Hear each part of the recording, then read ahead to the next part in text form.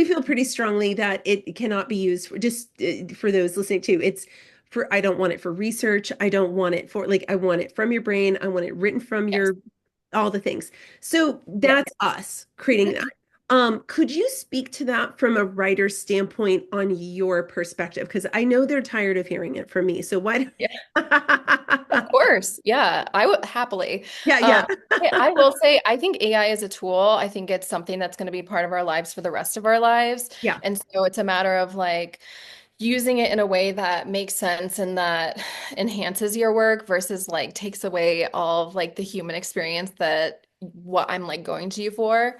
Um, but yeah, I will tell you, I have explicit directives from my outlets that say we cannot include any AI commentary. Mhm. Um, I actually wrote a newsletter on this.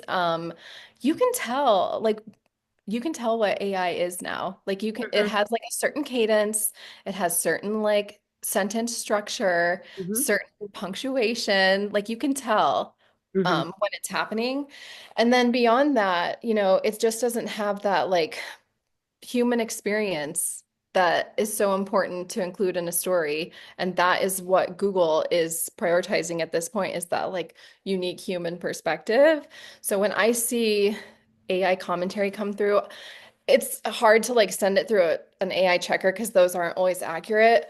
But even if I have like an inkling that it's not like written by a human, I'm just like not interested in it. Mhm. And then even if it was written by a human, but it sounds like AI, that's not a Mhm. great quote either. Yeah, I appreciate that. No, I appreciate being so candid about it. And actually, I think that when you sent that newsletter out, because I'm one of your Substack ladies here, a big fan. I love it. And I remember I think that was the catalyst for me to be like, I really need to get her in here because I want to hear what you have to say about all the things, but also I think it's important that people understand there's an empathy saying, hey, listen, AI can be used for so many, I use it every day. I have the Yeah, $20 a month chat GPT. I use it personally, professionally, but journalists need your brain and your expertise, and there's a thousand yeah, reasons. So thank you for that. And it gives a lot of gravitas for you to say it, but also to say, hey, the higher ups are also saying, don't send it in. And Google prioritizes that human touch yeah, and all of that. So yeah. I always tell people, And oh, sorry.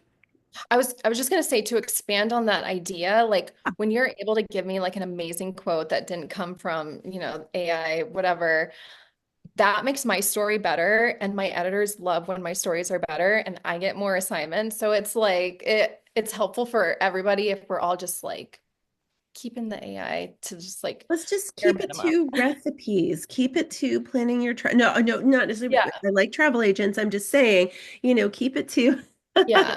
I